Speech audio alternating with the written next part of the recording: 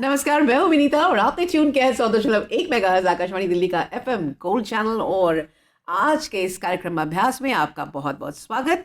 तो श्रोताओं, आज का विषय है इंडियन मॉडर्न हिस्ट्री, यानी आधुनिक भारत का इतिहास। और इस विषय पर आपके सवाल होंगे, लेकिन हमारे जो एक्सपर्ट हैं, जो हमारे समक्ष बैठे हैं, उनका परिचय हम आपसे करवा दें। हमारे एक्सपर्ट हैं doctor Sanjay Kumar, professor PGDAV evening college Delhi university. और सबसे पहले तो उनका हम स्वागत करना चाहेंगे आज के इस प्रोग्राम में। नमस्कार संजय जी, हम इस प्रोग्राम में आगे बढ़ेंगे, बहुत सारी बातें होंगी। उसके पहले हम एक्सप्लेनर सेगमेंट सुनते हैं। विषय है foreign travellers who give an account of Indian history. 40 AD Mahmud Ghazni के साथ अल बरूनी या अबू रेहान महमूद मुस्लिम विद्वान और पॉलीमैथ थे। मोहम्मद बिन तुगलक के शासनकाल के दौरान इब्न बतूता मॉरिस यात्री ने भारत का दौरा किया। शिहाबुद्दीन अल उमरी दमश्क से आया था।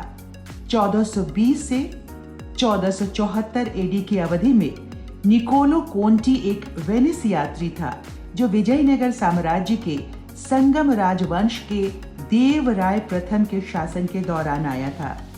अब्दुल रज्जाक एक फारसी यात्री, तैमूरी वंश के शाहरुख का राजदूत, अथानाइसियस निकेतीन रूसी व्यापारी ने 1470 में दक्षिण भारत का दौरा किया। 1500 से 1583 की अवधि में डुआर्टे बारबोसा पुर्तगाली यात्री थे और डोमिंगो पेस ने विजयनगर साम्राज्य के कृष्णदेव राय के दरबार का दौरा किया था। फर्नाओ नुनीज पुर्तगाली व्यापारी विजयनगर साम्राज्य के तुलुआ वंश के अच्युत देव राय के शासन के दौरान आया था। जॉन ह्यूजेन वॉन लिंस चॉटन एक डच यात्री थे। एक्सप्लेनर सेगमेंट के बाद हम फिर हाजिर हैं। तो कार्यक्रम की शुरुआत करते हैं। पहला सवाल जो है, मेरा नाम रविंदर सिंह है, मैं दिल्ली से बोल रहा हूँ। मेरा ये प्रश्न है कि आधुनिक इतिहास में प्लासी की लड़ाई क्यों महत्वपूर्ण है? प्लासी की लड़ाई 1757 में हुई थी और इसका सबसे महत्वपूर्ण पहलू ये है कि आधुनिक भारत का इतिहास भी यहीं से शुरू होता है।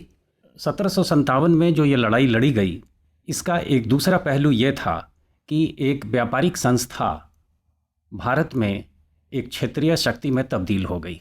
इसके साथ साथ हम ये देखते हैं कि बंगाल पे इनका अप्रत्यक्ष शासन शुरू होता है और धीरे धीरे अंततः ये पूरे भारतवर्ष को अपने अधिकार क्षेत्र में ले लेते हैं। प्लासी की लड़ाई के बाद हम ये देखते हैं कि ब्रिटिश ईस्ट इंडिया कंपनी की मान और प्रतिष्ठा दोनों बढ़ती है, इन दोनों में इजाफा होता है और ये भारत की एक मुख्य शक्ति बन जाते हैं। उस समय की मुख्य शक्तियों में मराठा और मुगल दो थे और साथ ही साथ हम ये देखते हैं कि बंगाल के राजस्व से इन लोगों ने एक बहुत बड़ी सेना खड़ी की और इस सेना से वो भारत विजय किए। इसी समय दक्षिण भारत में भी एक दूसरी लड़ाई होती है जो बैटल ऑफ वांडीवास के नाम से जाना जाता है जी। और उसमें एंग्लो फ्रेंच राइवलरी की समाप्ति हो जाती है और पूरे दक्षिण भारत में फ्रेंच ईस्ट इंडिया कंपनी को ये हराकर ब्रिटिश ईस्ट इंडिया कंपनी का झंडा लहरा देते हैं। इसके साथ साथ प्लासी की लड़ाई का एक दूसरा पहलू ये भी है कि ब्रिटिश ईस्ट इंडिया कंपनी, उनके जितने भी अधिकारीगण थे और जो उनके कारिंदे थे, इन लोगों ने बंगाल को बेतरह लूटा और इतना लूटा कि भारत में इसके बाद खासकर बंगाल में ये देखा जाता है कि उसका बहुत बुरा प्रभाव पड़ता है। अच्छी सी शुरुआत हमने की और अगला सवाल जो है वो भी बड़ा इंटरेस्टिंग सा है और मेरे ख्याल से सभी को इसमें दिलचस्पी होगी जानने में कि बक्सर की लड़ाई 1764 के पश्चात बंगाल की जो पॉलिटिकल स्थिति उस पर क्या प्रभाव पड़ा इसका। बक्सर की लड़ाई 1764 में हुई और बंगाल में जो प्लासी की लड़ाई के बाद ब्रिटिश ईस्ट इंडिया कंपनी को जो जीत मिली थी उस पर बक्सर की जीत के बाद मुहर लग गई। हम ये देखते हैं कि प्लासी की लड़ाई में जो अप्रत्यक्ष शासन इनका बंगाल में स्थापित हुआ था, धीरे धीरे वो डायरेक्ट रूल के रूप में सामने आ जाता है और एक द्वैध शासन या डुअल गवर्नमेंट की शुरुआत होती है। शाह आलम द्वितीय जो मुग़ल बादशाह थे, उन्होंने बिहार, बंगाल और उड़ीसा की दीवानी ब्रिटिश ईस्ट इंडिया कंपनी को दे दी और इसका मतलब ये था कि बिहार, बंगाल और उड़ीसा से राजस्व की वसूली का सारा जिम्मा ईस्ट इंडिया कंपनी के पास था। दूसरा, बंगाल के नवाब जो उस समय नज़्म-ए-दुल्ला थे, उनसे निज़ामत का अधिकार ब्रिटिश ईस्ट इंडिया कंपनी को मिल गया और इन दोनों अधिकार के कारण इन लोगों ने डिप्टी नाजिम मोहम्मद रज़ा खान को नियुक्त किया और उसके बाद पूरा का पूरा शासन की बागडोर ब्रिटिश ईस्ट इंडिया कंपनी के हाथों में आ गई। अच्छा। इसके साथ साथ हम ये भी देखते हैं कि अवध के नवाब शुजाउद्दौला के साथ जो इनकी संधि हुई, वो संधि बाद के लॉर्ड वेलेस्ली की सहायक संधि का प्रारूप हम उसे मानते हैं, क्योंकि जितने भी कंडीशंस लगाए गए थे, जो भी शर्तें लगाई गई थीं, वो बाद में लॉर्ड वेलेस्ली ने सहायक संधि के द्वारा भारतीय रियासतों पर लगाया था। तो शुजाउद्दौला के साथ जो संधि हुई, यानी कि अवध के साथ जो संधि हुई, वो संधि जो थी वो सहायक संधि का प्रारूप था।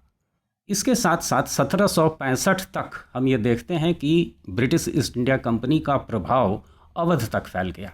जो अब तक बिहार, बंगाल और उड़ीसा तक लिमिटेड था, अब वो अवध तक अपने प्रभाव क्षेत्र में इन सारे क्षेत्रों को वो ले लिया। इस सवाल के बाद जो अगला सवाल हम लेने जा रहे हैं वो है, मैं वीना राय, मैं उत्तर प्रदेश की रहने वाली हूँ। मैं जानना चाहती हूँ, पानीपत की लड़ाई 1761 भारत के इतिहास में क्या टर्निंग पॉइंट है?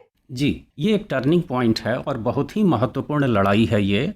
इसका ऐतिहासिक महत्व भी बहुत ज़्यादा है, क्योंकि पानीपत की तृतीय लड़ाई के बाद जो उभर कर सामने आया वो ये था कि पानीपत की लड़ाई के बाद ये निश्चित हो गया कि किसे दिल्ली की गद्दी पर शासन नहीं करना है, और उसमें मराठा थे जिनकी हार हुई थी। तो नेचुरल था कि वो अब दिल्ली की गद्दी पर अपना क्लेम नहीं रख सकते थे। और जो जीते हुए थे अहमद शाह अब्दाली, जो अफ़गानिस्तान के रूलर थे, उनकी हालत जीतने के बाद भी इतनी ख़राब हो चुकी थी कि वो दिल्ली पर शासन नहीं कर सकते थे। तो ये देखा जाता है कि करीब करीब 20 सालों तक कोई भी मराठा शासक फिर से दिल्ली में अपना प्रभुत्व कायम नहीं कर पाए और बाद में सिंधिया, महादजी सिंधिया के नेतृत्व में दिल्ली पर अपना प्रभुत्व कायम किया। लेकिन इस युद्ध के बाद एक चीज़ साफ हो गया कि ईस्ट इंडिया कंपनी के लिए पूरा का पूरा दिल्ली तक रास्ता, मैदान साफ था, और इसलिए उन लोगों ने करीब करीब काफ़ी देर लगा दी, लेकिन फिर भी 38 ईयर्स के बाद 1803 में उन्होंने पटपड़गंज की लड़ाई के बाद, अच्छा, पटपड़गंज में युद्ध लड़ा गया था और पटपड़गंज की लड़ाई के बाद दिल्ली पर उन्होंने अपना कब्जा स्थापित कर लिया। ओके। अब इस बीच हम अपने श्रोताओं को ये भी बता दें कि इस कार्यक्रम से जुड़ने के लिए उन्हें हमें व्हाट्सएप करना होगा 9289094044, या फिर वो हमें ईमेल कर सकते हैं abhyas.airnews@gmail.com पर, और अपने सवाल आप हम तक प्रेषित करें और हमारे एक्सपर्ट शनिवार रात 9:30 बजे आपके सवालों के जवाब देंगे।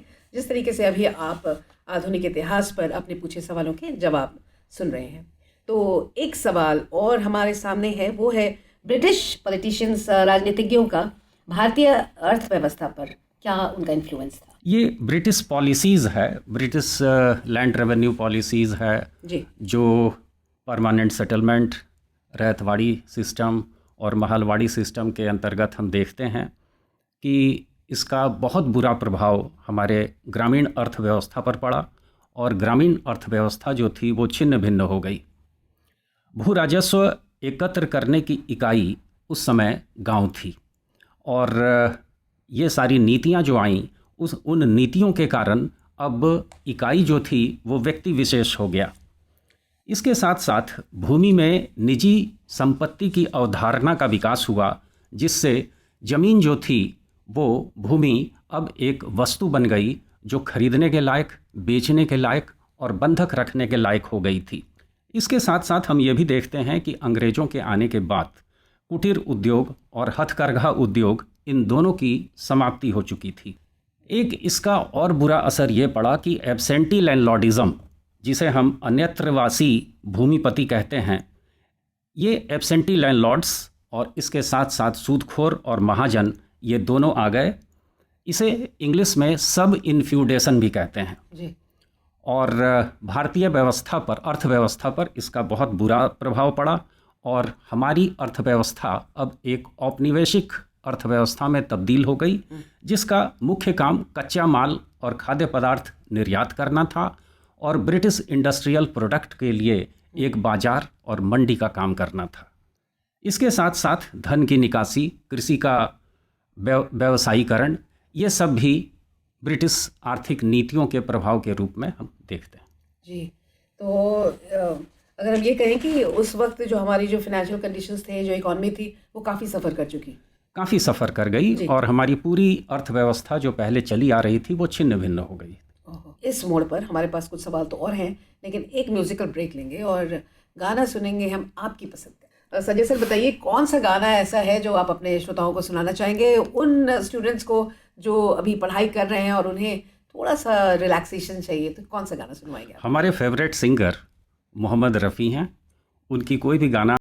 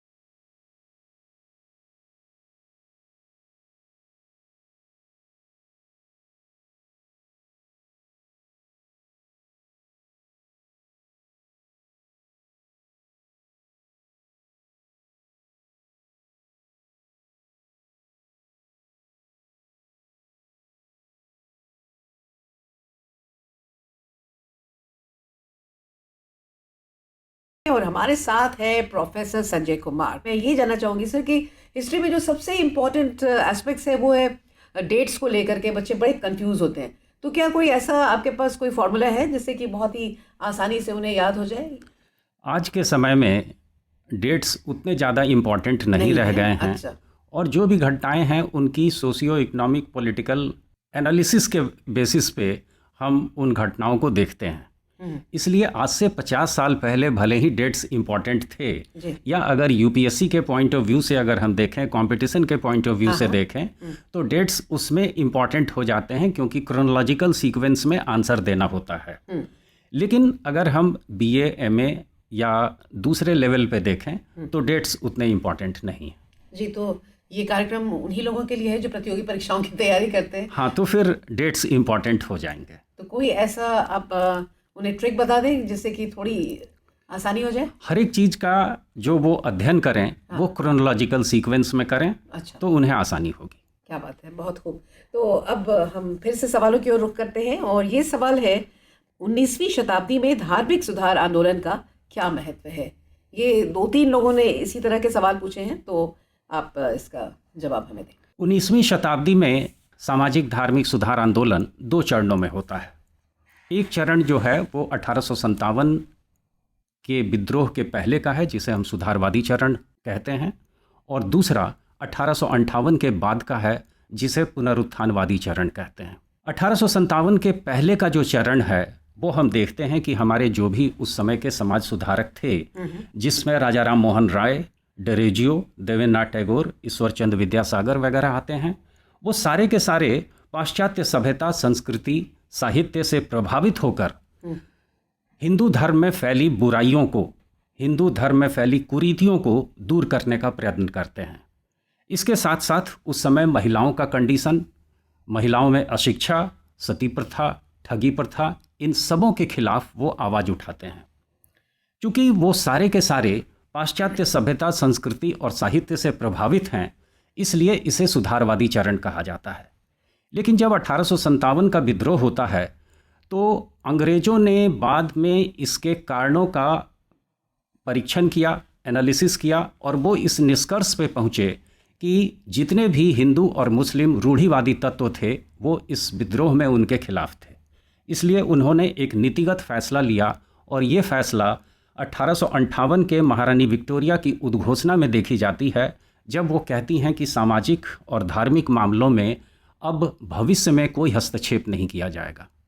उस समय के जितने भी सामाजिक धार्मिक सुधारक होते हैं वो किम कर्तव्य विमूढ़ हो जाते हैं कि अब क्या किया जाए। लेकिन हमारे वेद और उपनिषद उनके दृष्टिकोण में आते हैं, और वो बैक टू वेदास एंड उपनिषद का नारा देते हैं, और उसी राह पे चलते हुए हम ये देखते हैं कि स्वामी दयानंद सरस्वती के द्वारा आर्य समाज की स्थापना होती है। विवेकानंद और उनके गुरु रामकृष्ण के द्वारा बाद में रामकृष्ण मिशन की स्थापना होती है, थियोसॉफिकल सोसाइटी होती है, और उसकी स्थापना मैडम ब्लेवेट्स्की और कर्नल ओलकॉट ने की थी। लेकिन अधिकतर गतिविधियां बाद में जब एनी बेसेंट 1886 में आती हैं, तब उनकी गतिविधियां ज़्यादा तेज होती हैं, सक्रिय होती हैं। अतः इस 2 फेज में पूरे के पूरे 19वीं शताब्दी के सामाजिक धार्मिक सुधार आंदोलन को बांटा जा सकता है। और अगला सवाल। मैं सुनीता चौधरी दरभंगा माखनपुर से बोल रही हूँ, और मेरा प्रश्न ये है आपसे कि 1857 का विद्रोह भारतीय स्वतंत्रता संग्राम की पहली लड़ाई है। फर्स्ट वॉर ऑफ इंडिपेंडेंस की विचारधारा जो है वो वीर सावरकर के द्वारा दी गई है, और 1909 में उनकी एक किताब आई थी, the Indian war of independence 1857। उसके पहले तक किसी भी व्यक्ति ने 1857 के विद्रोह पे कोई किताब या पर्चा लिखने की हिम्मत किसी ने भी नहीं जुटाई थी। और हम ये देखते हैं कि बाद में इतिहासकारों के बीच ये मतभेद का विषय रहा, क्योंकि जहाँ तक हम 1857 के स्वरूप को देखते हैं तो विभिन्न इतिहासकारों के स्कूल्स में मतभेद है। अच्छा। वो ये नहीं मानते हैं कि ये भारत की स्वतंत्रता संग्राम की पहली लड़ाई थी। अगर हम राष्ट्रीय इतिहासकार आरसी मजूमदार को भी लें तो मजूमदार भी ये कहते हैं कि न तो ये भारतीय स्वतंत्रता संग्राम की पहली लड़ाई थी और न ही इसका स्वरूप राष्ट्रीय था। उद्देश्य भारत की स्वतंत्रता नहीं थी, लेकिन उद्देश्य ये जरूर था कि अंग्रेज़ों के खिलाफ युद्ध करना है और अंग्रेज़ों को भारत से भगाना है। इसके साथ साथ हम ये देखते हैं कि ये जो कंसेप्ट वीर सावरकर का है, ये बेसिकली भारतीय राष्ट्रवाद से इसे जोड़ा गया है, और भारतीय राष्ट्रवाद के कारण ही इसे भारत के स्वाधीनता संग्राम की पहली लड़ाई कही जाती है। लेकिन भारतीय राष्ट्रवाद का उदय जो है वो 1857 के विद्रोह का परिणाम था, न कि कारण। और ये हम एक दूसरे मार्क्सवादी इतिहासकार बिपिन चंद्र के कथनों में देखते हैं, जब वो कहते हैं कि भारतीय राष्ट्रवाद का जन्म जो है वो last quarter of 19th century में हुआ था, और उस समय उनके अनुसार 2 तरह की चेतना भारत में डेवलप की। एक फॉल्स कॉन्शसनेस था और एक ट्रू कॉन्शसनेस था। ट्रू कॉन्शसनेस, जिसे हम सही चेतना कहते हैं, वो भारतीय राष्ट्रवाद था, और जो फॉल्स कॉन्शसनेस था, जिसे हिंदी में मिथ्या चेतना कहा जाता है, वो सांप्रदायवाद था।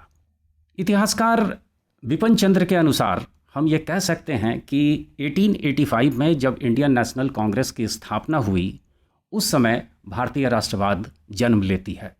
लेकिन आखिर 1858 से लेकर 1885 के बीच के पीरियड को हम क्या कहेंगे?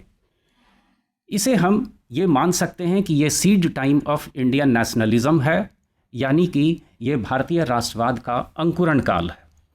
तो ऐतिहासिक दृष्टिकोण से हम इसे फर्स्ट वॉर ऑफ इंडिपेंडेंस नहीं कह सकते हैं, क्योंकि ये भारतीय स्वाधीनता संग्राम की पहली लड़ाई नहीं थी। इसके पहले बहुत से क्षेत्रों में और आदिवासियों के बीच बड़ी बड़ी लड़ाइयाँ ब्रिटिश सरकार के खिलाफ लड़ी गई थीं। हाँ, ये अलग है कि 1857 का विद्रोह पूरे के पूरे उत्तर भारत में लड़ी गई थी और बड़े परिणाम पर लड़ी गई थी, और इसका दूरगामी प्रभाव भी था। जी, मतलब रिजेंटमेंट तो देशवासी कर ही रहे थे और अपनी तरह से वो विद्रोह कर रहे थे, लेकिन इसके जो रिकॉर्ड्स हैं सही मायने में जिस तरह से ये फैला वो 1857 के विद्रोह के साथ ही हुआ। जी जी जी सर, हमने बहुत सारे सवाल लिए, लेकिन आधुनिक भारतीय इतिहास में कुछ एक सवाल और भी हमारे श्रोताओं ने भेजे हैं। उसमें एक सवाल है कि evaluate the policies of Lord Curzon and their long-term implications on a national movement.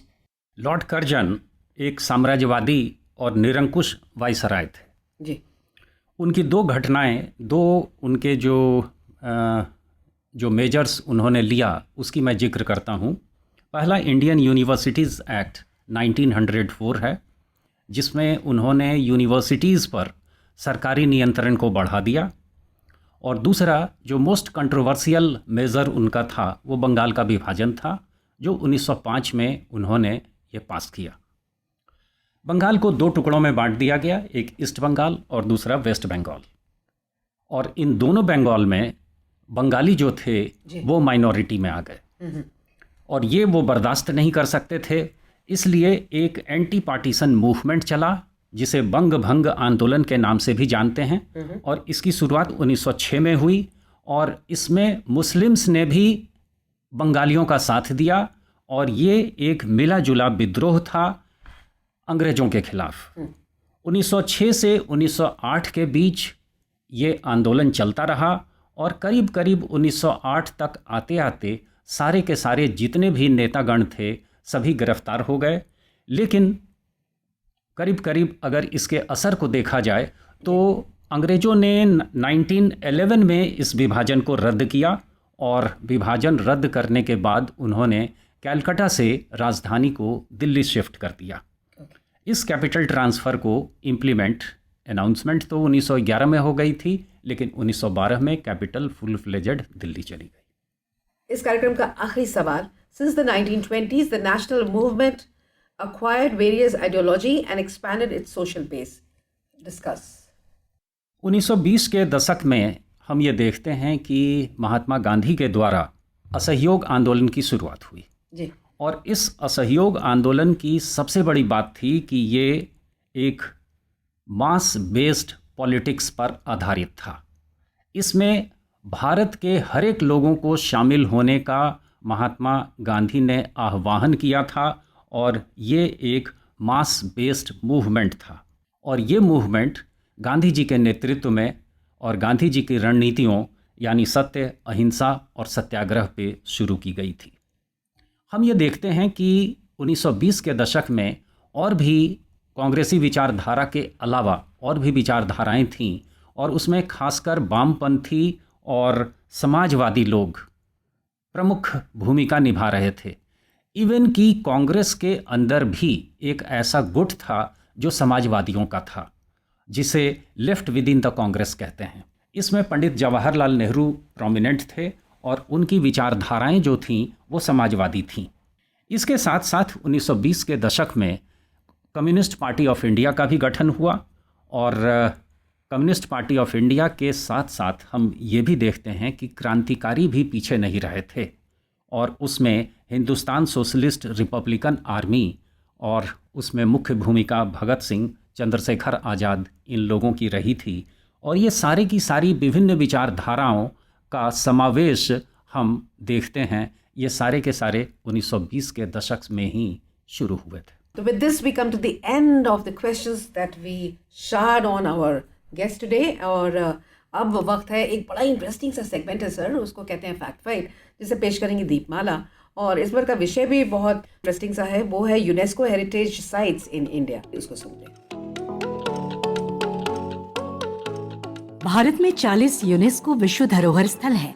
इनमें 32 सांस्कृतिक स्थल, 7 प्राकृतिक स्थल और एक मिश्रित मापदंड स्थल शामिल हैं। 16वीं शताब्दी का आगरा का किला, अजंता की गुफाएं, 29 गुफाएं, रॉक कट गुफाएं, औरंगाबाद। भारत में नालंदा प्राचीन विश्वविद्यालय में नालंदा महाविहार का पुरातत्विक स्थल, सबसे पुराना बौद्ध अभयारण्य सांची मध्य प्रदेश, चंपानेर पावागढ़ पुरातत्व, Chhatrapati Shivaji terminus the Victorian Gothic revival architecture Mumbai, Goa के चर्च और कॉन्वेंट, 7 एलिफेंटा केव्स और द घरापुरी केव्स महाराष्ट्र, एलोरा की गुफाएं महाराष्ट्र, महान जीवित चोला मंदिर तंजावुर, फतेहपुर सिकरी उत्तर प्रदेश, हम्पी कर्नाटका, महाबलीपुरम तमिलनाडु, पट्टादकल कर्नाटक, मुंबई के विक्टोरियन गोथिक और art deco ensemble, great Himalayan national park, Shamsi Himachal Pradesh, Kaziranga राष्ट्रीय उद्यान कंचनजुरी असम, केवलादेव राष्ट्रीय उद्यान भरतपुर राजस्थान,